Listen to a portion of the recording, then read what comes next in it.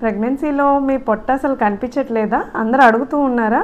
6th month కానీ 4th month లాగే ఉంది, అసలు తింటున్నావా, చూపించుకుంటున్నావా, మందులు సరిగ్గా వేసుకుంటున్నావా, మంచి డాక్టర్ గారి దగ్గరికి తీసుకెళ్తున్నారా? రకరకాల క్వశ్చన్స్, రకరకాల డౌట్స్. సో పొట్ట size, baby bump size, baby size direct అది ఒక్కటే ఫ్యాక్టర్ కాదండి. ఆ రెండు డైరెక్ట్ రిలేషన్ ఉందా అంటే ఉంది. బట్ ఇంకా చాలా ఫ్యాక్టర్స్ ఉంటాయి. ఏంటి అవి? ఒక్కొక్కళ్ళు చాలా హైట్ ఉంటారు, వాళ్ళకి ఒక్కొక్కసారి బేబీ గ్రోత్ ఉన్నా కానీ చూడగానే బేబీ బంప్ పొట్ట క్లియర్గా కనిపించదు అనమాట. ఆర్ ఫస్ట్ టైం ప్రెగ్నెన్సీ అయి ఉంటుంది, వాళ్ళ మజిల్స్ చాలా స్ట్రెంగ్తీగా, మజిల్ టోన్ చాలా బాగుంటుంది.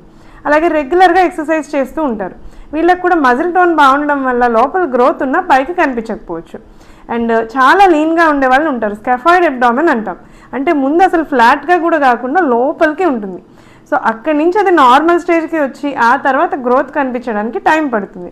అదే వీళ్ళు ముందే చాలా వెయిట్ ఉన్నారు ఆర్ ప్రెగ్నెన్సీలో ఎక్సెసివ్గా వెయిట్ గెయిన్ అయ్యారు, ఆ పొట్ట ఫ్యాట్ని కూడా బేబీ గ్రోత్ అనే అనేసుకుంటారు.